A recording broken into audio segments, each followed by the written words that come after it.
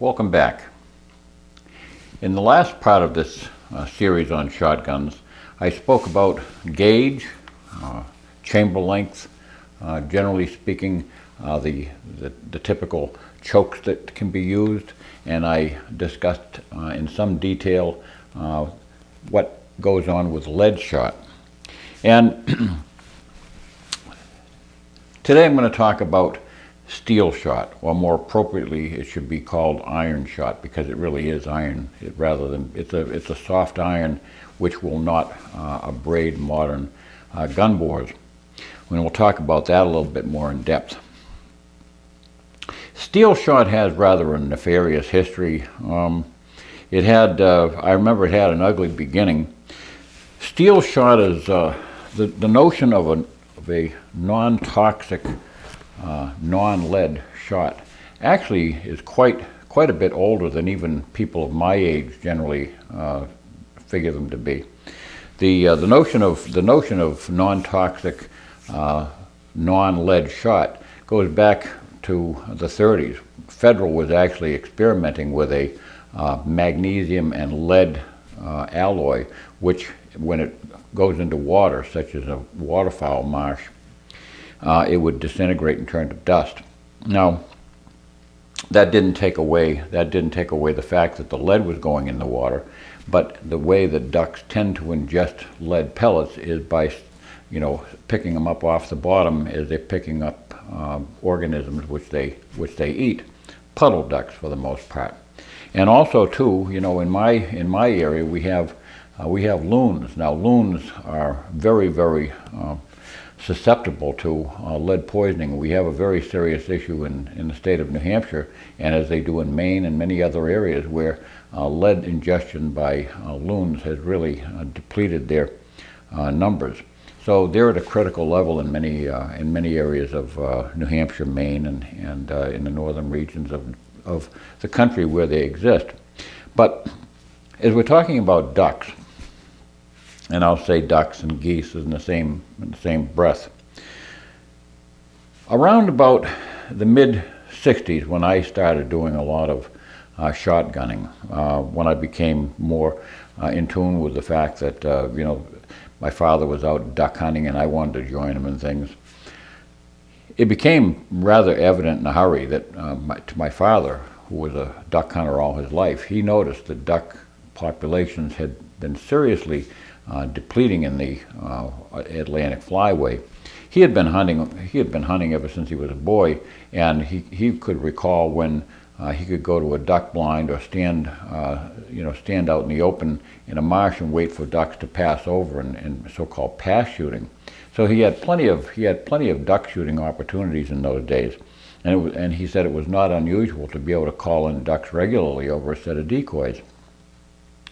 But into the 60s, duck shooting really became noticeably difficult. You couldn't really go out and expect to get a duck in the late 60s. You go out duck hunting and it was like deer hunting. You go out and maybe you could shoot a duck if you were lucky. You might have a pair, or you might even have a single duck come in an entire day over your set of decoys. And it was a very sad thing to see that. We knew that there was a serious concern with ducks. We had these broad, huge open marshes in the New England area or on the coastal areas, and they were completely devoid of ducks. There were no nestings. There were no ducks that had taken up residence there. It was just there were no ducks flying over. It was really getting to be bad. There were times when you would have one day out of a bunch, out of several outings. You would have one day that was quite memorable, where a couple of flocks of ducks would come over, or maybe during a low overcast, you'd have a few ducks that came in low over your position. But it was really getting bad. Now there were a lot of competing harms. During that period of time, there had been a drought in the northern Canadian nesting regions, and that had caused a depletion in the population. And there were other things that exacerbated it. There were basically a lot of places where they're being built up right in nesting sites and things. So there were a lot of competing issues. But for the most part, we couldn't neglect the fact that, in fact, lead certainly was an issue. Now, this is a very poisonous issue in political terms. First of all, I speak as a lead survivor. I was a lead poison survivor. In the early 70s, I contracted lead poisoning from hand loading thousands and thousands of police rounds for practice. And I would have pallets of bullets come in from Zero Bullet Company down in Cullman, Alabama, and you know that's what I do between classes. I would load ammunition by the ammo can full, 38s. So between that and the Detroit bullet trap that was creating lead dust whenever a bullet spattered on it. There was no way to effectively reduce the amount of toxicity in the air, because you know the lead particles are just there, and there's nothing that you can really effectively do in an indoor range to suppress that. We had very good ventilation. We had a lot of technicians that came in and tried to rectify the problem, but the fact of the matter remains is that you know you become very susceptible to the lead that just surrounds you, and there's no ventilation that you can really get that will quickly and effectively remove it. So I'm a lead poison survivor, and I understand the potential hazard. A friend of mine who was in the instructing business and police work died from it back in those days. So I'm very well aware of the hazards of it, and it's certainly something which was killing ducks and killing geese. Back in by the early 60s, the limit on ducks in many areas was down to 2 ducks per person, and there was a 30-day hunting limit. That's not to say that you could get 2 ducks. Very, very few people would ever expect to go out and get that many ducks. Then there was also, there were certain species of ducks, certain varieties of ducks that were really under threat. You know, the canvasback, the redhead, and the snow goose. Those were species that were really under serious threat of extinction. A lot of canvasback ducks were sought by market hunters years ago because of their meat resource, so that had depleted their numbers. But couple that with the increasing mortality rate amongst ducks who had ingested lead, and that became a more serious issue. And yes, I know it became an extremely poisonous issue in political terms. The NRA, I'm an NRA member. I'm a very conservative individual politically, and I myself, I can remember the anxiety that I felt when the news came out in the mid 70s, the early 70s, that we were going to start moving into a non-lead, a non-toxic shot program. That was very disturbing, because the first news that came out was that none of the ammo manufacturers and arms manufacturers had yet been able to come up with a substitute for lead that didn't scour barrels and didn't blow out chokes and didn't essentially have some sort of problem with regard to range, penetration, and all these issues. So when this thing first hit the scene, it was really, everybody felt as if it was being stuffed down our throat by the Fish and Wildlife Service. And there were local and national lawsuits, including a suit by the NRA to forestall it and to basically stop this program. The state of Wyoming that became a political football with the state of Wyoming.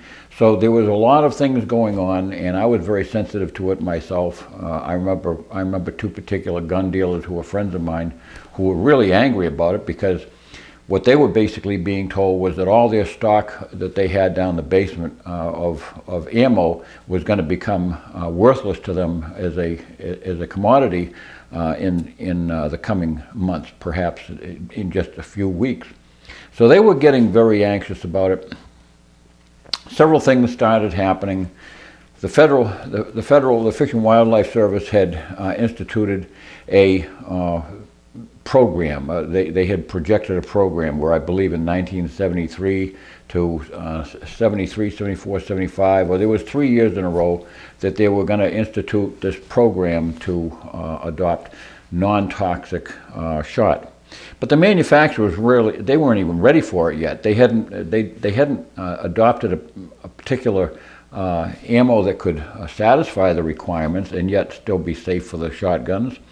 They couldn't produce ammunition on that scale yet. They would have had to turn around their entire production in a way that was just physically impossible. And they hadn't really invented guns yet that could withstand the punishment of so-called steel shot.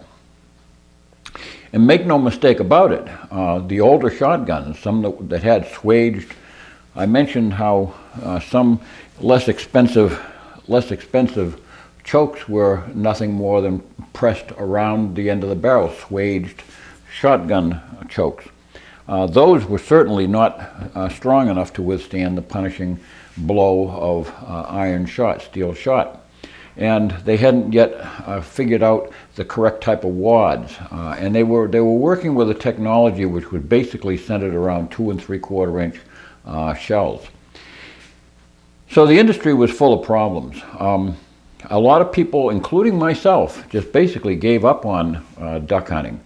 In the mid-70s, by the time the mid-70s came along, it was obvious that this was becoming a reality, and we just simply turned to other things. You know, guys who had hunted ducks all their life just simply gave it up because it meant investing in a shotgun, which they hadn't even offered yet. It was a very cloudy issue.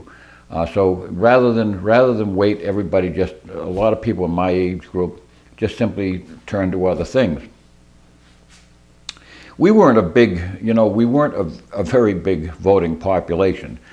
Duck hunters as a whole don't represent a very large segment of the voting population. So when this really started to turn significantly with Rachel Carson's The Silent Spring in 1962. In her book, she described how toxicity of DDT and things like this were harming birds and other wildlife.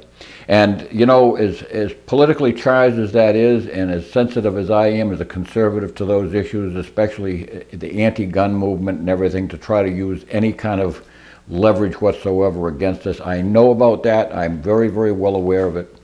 And I've been involved with those same heated arguments myself. I have to absolutely say unequivocally, without question, that in my lifetime I watched birds, but they used to cloud the skies. I used to see blackbirds from my grandmother's kitchen blacken the skies at 4 o'clock in the afternoon. And all of a sudden I remember my grandmother and me just sitting there waiting for the birds to come over during dinner, and they wouldn't come. There were a few birds here and there. And that was around the same time that DDT was starting to be spread by helicopters around most of our communities. So there was definitely a linkage to this toxicity problem. And so notwithstanding the fact that, anti-gunners will use this as a political tool to assail hunters and take away another hunter's rights, it nevertheless was a real issue. So I think the best thing that ever happened in some ways was the fact that so many of us bowed out of the hunting arena for a while, the duck hunting arena for a while, that basically it gave ducks and geese a chance to come back. In some areas now, ducks and geese are so prolific, the geese, as a matter of fact, have almost become a problem in the last couple of decades. You can't go to a golf course where you can walk around safely. There's so many geese now. So it's a wonderful resurgence of the duck and goose population that I think in large part had to do with the relaxation of the pressure of duck hunting upon them. So this generation of shooters now can go out with the Robertsons and all them, and they can have a blast because there's so many ducks now. It's a great thing. We didn't have too many reasons to own a duck call back in my day because there was nothing to call. You could sit there all day long calling ducks and you weren't going to have any results. So this is a wonderful thing to see the ducks coming back. And I think it has to do with the fact that we have a good, safe, non-toxic program now with guns that can handle them, and we have good, efficient loads that can handle those particular charges. So exactly what are we talking about? Well, except for the person like me who might want to, buy a 2 3/4 inch shell to put in this gun, or a 3-inch shell to put in this gun to go on an occasional duck hunt, or maybe go, if I go out wood duck hunting or something like that, where I'm in federal controlled property. This is really not the instrument that's appropriate for the sport. If you're really a duck hunter, if you're a dedicated duck hunter and a goose hunter, you really have to think about getting a 3.5-inch chamber. 3-inch chamber is sufficient, but a 3.5-inch chamber gives you the one thing that steel shot took away, was density. Steel shot, being made of iron, soft iron, is significantly less dense than lead. Lead is one of the more dense common metals in the world, and so therefore, what you could package into a relatively short shot column in a 2 3/4 inch shell,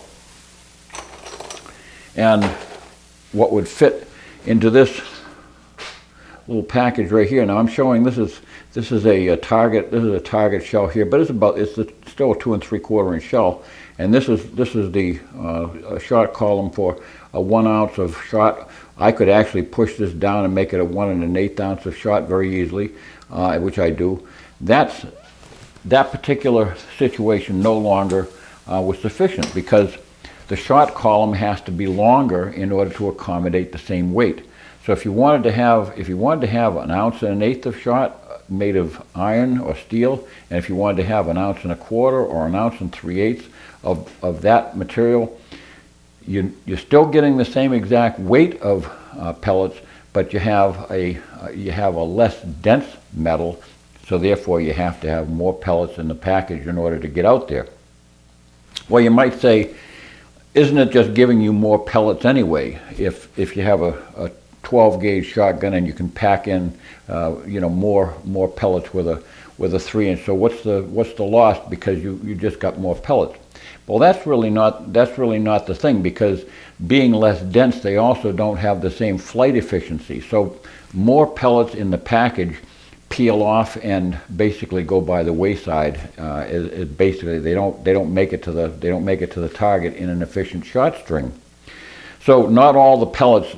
I told you in the last episode that each of those pellets comes out basically going like a knuckleballer will throw his ball. Basically, the ball just comes out of his knuckles and it flies and it veers all over the place, and batters swing all day long. You can't hit it. That's exactly what happens with round pellets, is they basically come out of the barrel without any spinning, without anything to turn them, in a stabilized manner. So they just simply fly and they flutter and they go all over the place. The ones that tend to be on the edge will peel off just due to resistance down the barrel. They get more braided and everything. Even though they are in shot cups, there's more tendency for those to peel off and flutter away. So I'll have less velocity when they get downrange.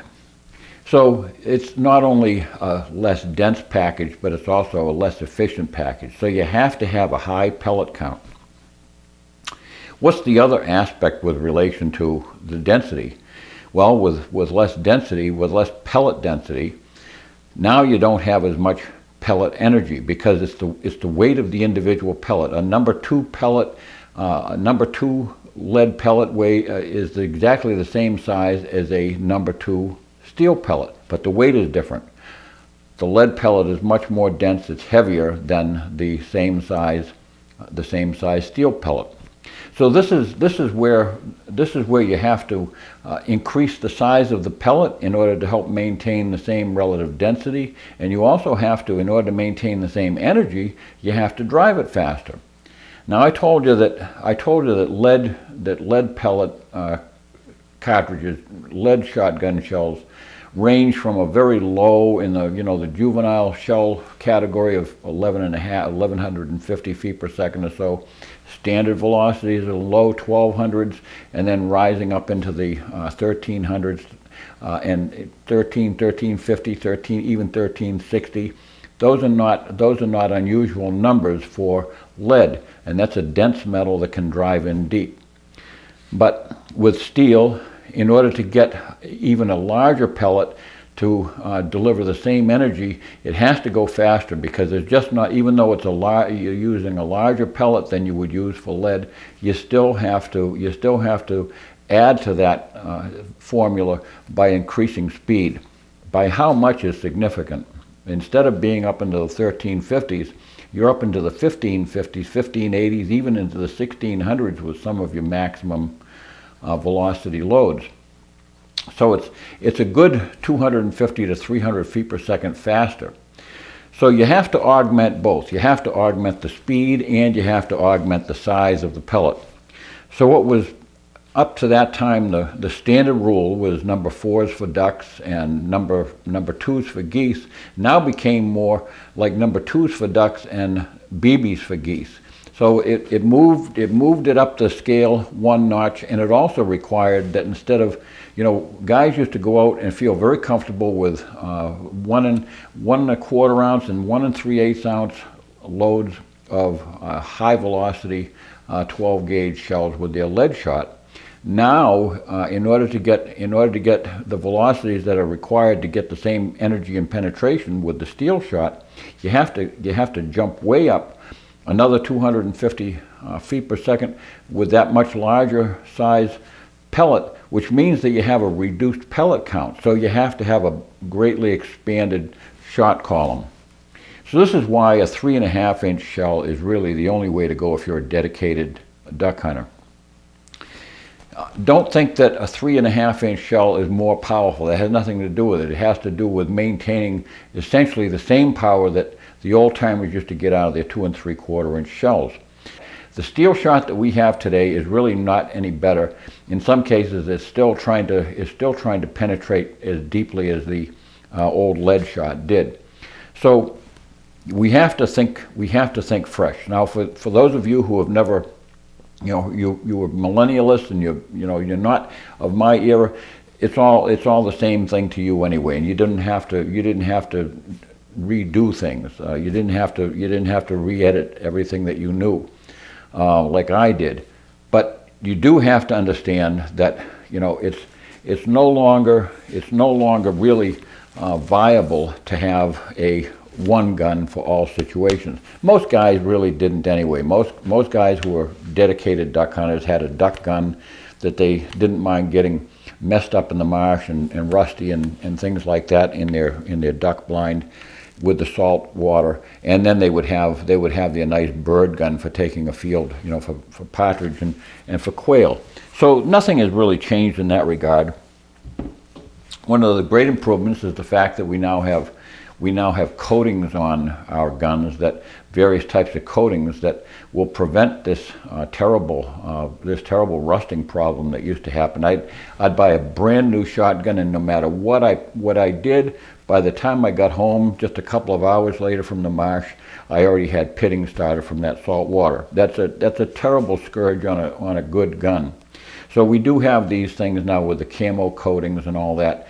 Yeah, I mean, I never believed that a duck really sees the camo coatings. He's looking at your setup, and if you're adequately camouflaged and you got a good setup and you're in your blind and everything, I don't think he's really going to see a blue stick sticking out. Movement he'll see, but I don't think that. But it is cool, to see a camouflage gun is a cool thing, and it just goes along with the whole thing.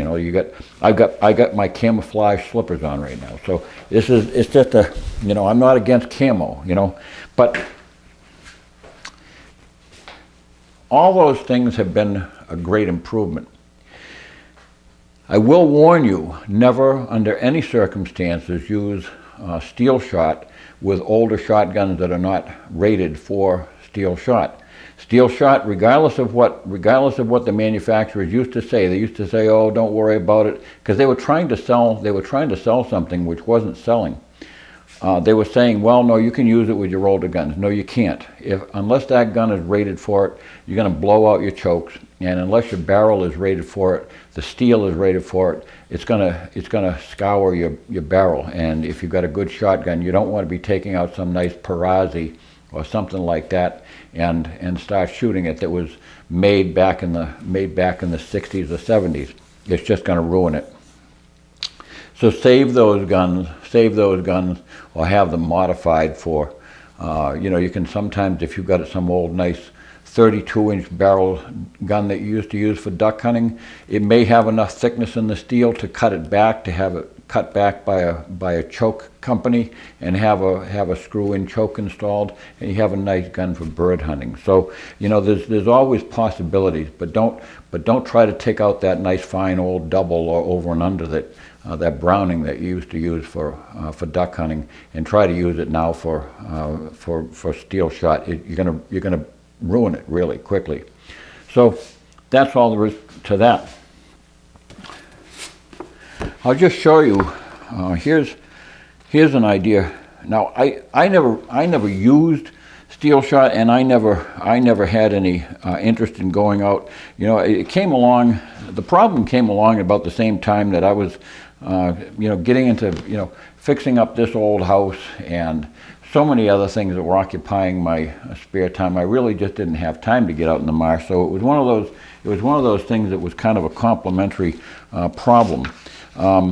But a 12 gauge 3.5-inch shell, I'll give you an idea as to the velocities that we're talking here.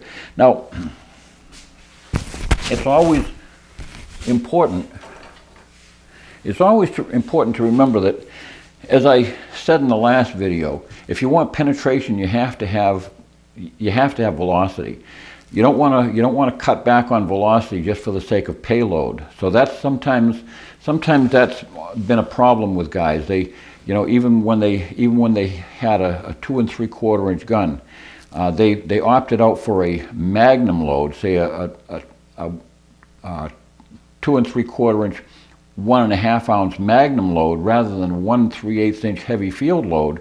The 1 3/8 ounce heavy field load was actually penetrating more when it hit game because it had a higher velocity by quite a number of feet per second. So the additional payload, they can only get so much oomph out of a particular size shell, and there reaches a ceiling where you've peaked out in terms of velocity. Now when you start adding additional shot to that, you have to peel off the velocity in order to maintain safe pressure. So sometimes it's not always great to go to the heaviest charge.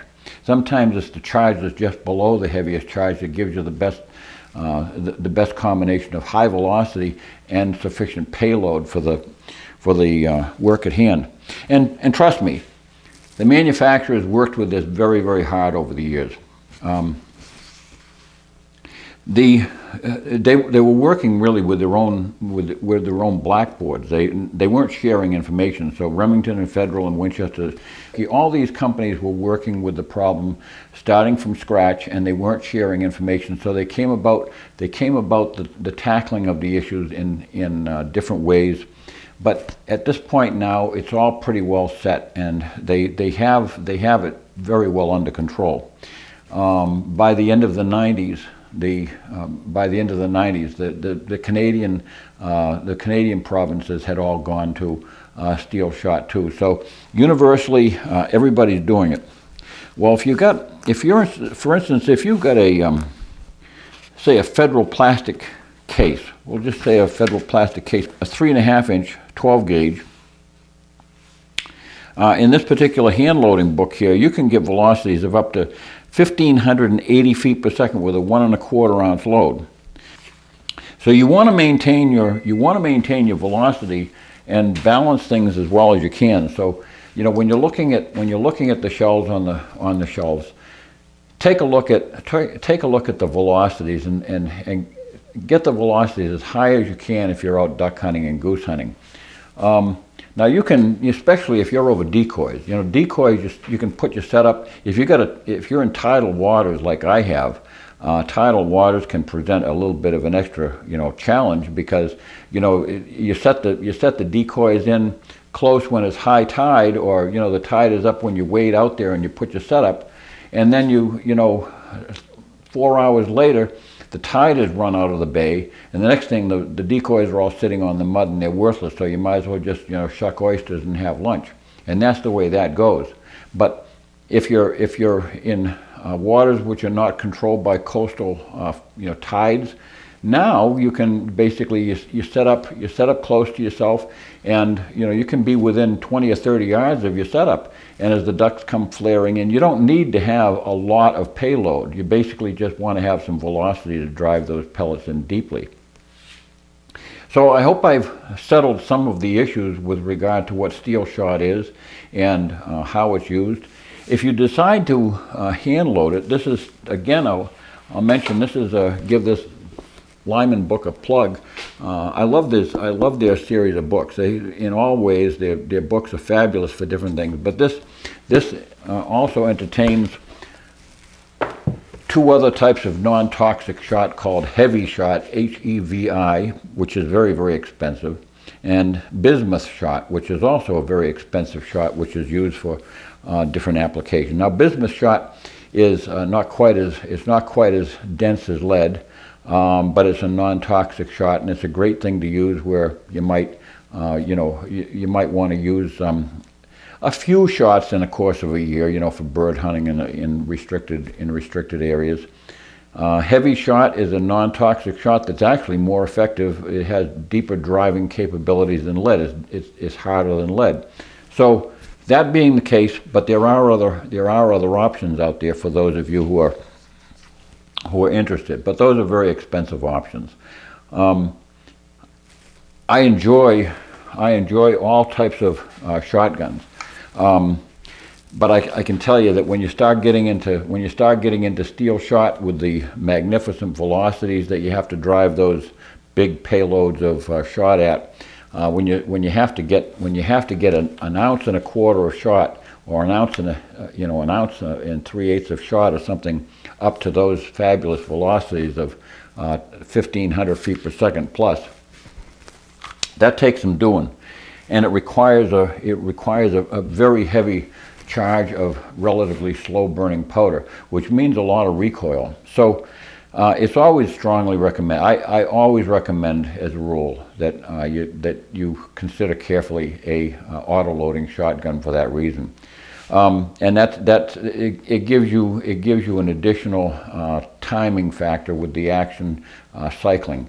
That gas flow coming back and moving that bolt back, it helps spread the recoil out over a longer period of time. So even though the same foot-pounds of recoil are being experienced, it's experienced in a more gentle push rather than, I should say, a less severe push. I don't even want to use the term gentle, but you'll experience a less severe push. Be very cautious about getting yourself a fixed bolted gun, such as a pump, or certainly any kind of a closed breech gun that's fixed, because those are going to be brutal, and unless you really enjoy getting hammered by recoil, that can be extremely hard on you. So again, I caution you: don't ever use steel shot on a gun unless it's expressly said, warranted by the manufacturer to do so. I suspect that some of the companies that kind of dwindled and went out of business, that were popular shotgun manufacturers through the years, I suspect that a lot of it had to do with their inability to cope with the new technology of making barrels that would be suitable for steel shot. So anyway, we've accomplished the feat. People are successfully bringing home their bag limit of ducks and geese, and there's no problems at all with the population of either anymore. They're prolific throughout the country and throughout the Atlantic, Pacific, and Mississippi flyways, and all the little burbs in between. So we're doing well on that account. We do have a problem that constantly is going on with wood ducks. Woodies tend to be a propagation issue simply because, especially in our area, you know, snapping turtles will wait underneath the nesting boxes or underneath the trees that the hollowed trees that they nest in for the chicks to fall out, for the ducklings to fall out, and then that's their free meal. So their mortality rate is very, very high.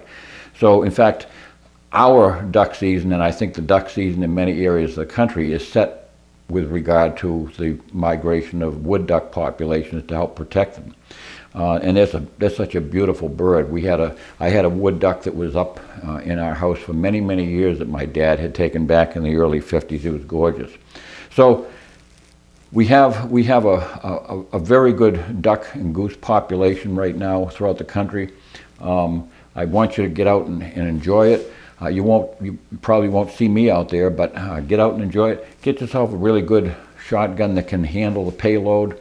Get yourself a genuine duck and goose gun with a 3.5-inch chamber to give yourself the best chance of success. You don't want to be, you know, crippling a duck. And get yourself a good dog. That's all important. You got to have a good retriever. Which I'm gonna throw a plug in for a Labrador Retriever right now. I mean, that's just America's retriever. But the true American Retriever is the Chesapeake Bay Retriever. I grew up with one of those guys, Sean. What a guy he was. I used to frighten people. I'd walk down the street with him, and he was my little guardian angel, my big guardian angel. He'd protect me. Nobody would ever get near me. But that guy, he was a fabulous duck dog. Man, he would create a wake behind him. So get yourself a good duck dog if you're going to do this, because you want to be able to bring in those beautiful ducks that you just shot down from the sky. So thanks for watching. Don't forget to subscribe. God bless.